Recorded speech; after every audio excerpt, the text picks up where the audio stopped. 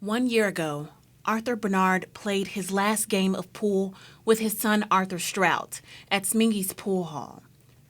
It was October 25th, a day just like every other day, until it wasn't. I had to leave. We took just my car that night.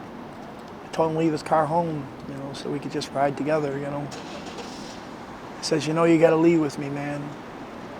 I think I called him bonehead or something. And he said, I just want to play a couple more games with my friend. Strout likely never played those last couple of games because less than 5 minutes after Bernard left the bar, Robert Card, the man responsible for killing 18 people in the Lewiston mass shootings, stormed in, firing round after round from his AR-15 style rifle, a gun Bernard believes Card wouldn't have had if there were tighter gun laws and if people had listened to Card's family's warnings that he was a danger to himself and others. We have to be better. We've gotten careless. This country has gotten careless with its gun laws. And Bernard believes people, families, deserve better. He's one of many concerned citizens who support the red flag law proposal. If passed, such a law would allow families to go directly to a judge and request the removal of their family members' guns and weapons if they believe they could cause harm to themselves and others, something Nicole Palmer from the Maine Gun Safety Coalition says Card's family could have done.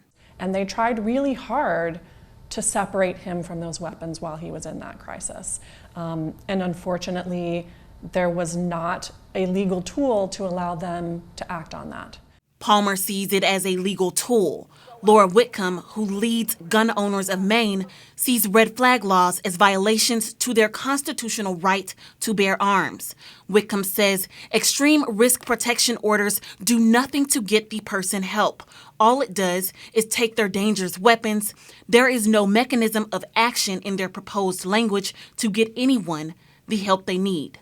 But Bernard says following the Second Amendment as gospel will leave many more families clinging to memories, photos of their loved ones. If you would have told somebody in 1792 we would have guns that could shoot 60 to 100 bullets in a minute, they would have looked at you like you were crazy and probably driven you out of wherever you were.